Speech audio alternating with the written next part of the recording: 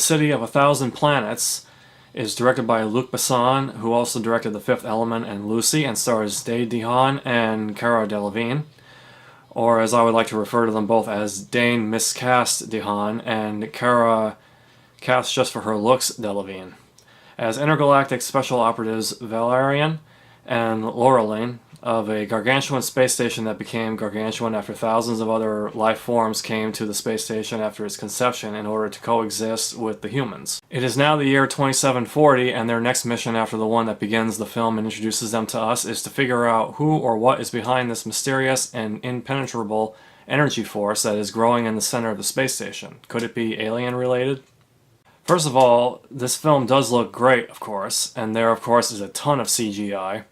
That for the most part is quite impressive, but the script for the film is so weak and such a mess and throws in pretty much every sci-fi cliche that we've seen before, right down to the unoriginal looks of most of the aliens, to the constant reminders of Star Wars and Avatar, in both the look and feel of the film and to how all the tiny functions of the futuristic weapons operate.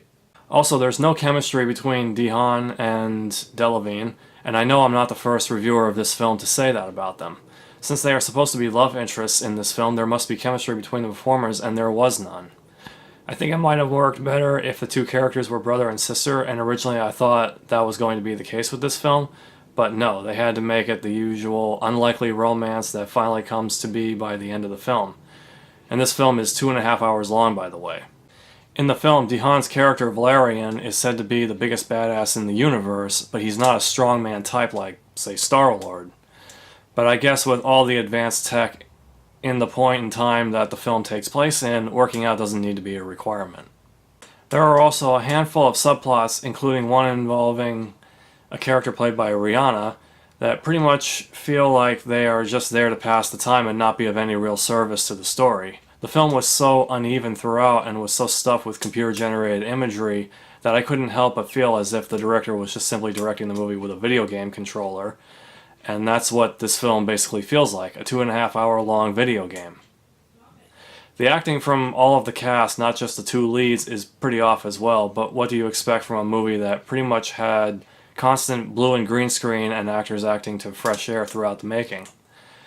And I'm sorry to say that about, say, Dane DeHaan, because I really enjoyed his performance in a film earlier this year called A Cure for Wellness. Also, there is a moment in the movie when Valerian goes missing, which we see in the movie, and Lehtonen goes looking into playback of events from earlier in order to find him, and instead of seeing his POV of where he went, all she and we, the audience, see is playback of shots of Valerian as they exactly appeared in the movie, which we saw, but of course she did not.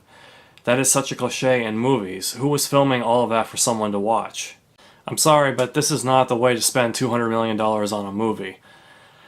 I remember seeing Lucy in the theater when it came out, and I enjoyed that much more than this. Thank you so much for watching, and there will be more because Lehtonen's home theater is always showing.